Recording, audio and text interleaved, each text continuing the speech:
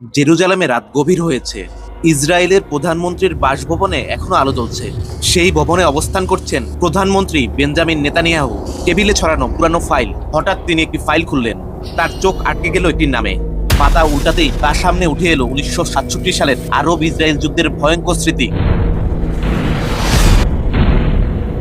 একজন pilot Israeli বিমান বাহিনীর জন্য দুঃস্বপ্ন হয়ে উঠেছিলেন। 4টি যুদ্ধবিমান ধ্বংস, যার রেকর্ড আজ পর্যন্ত কেউ ভাঙতে পারেনি।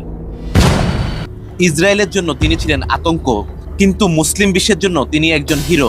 কে ছিলেন এই মানুষ? তার গল্প কি? বাইরে রাতের বাতাসে একটি অস্পষ্ট গর্জন শোনা গেল, যেন সেই পুরনো দিনের প্রতিধ্বনি।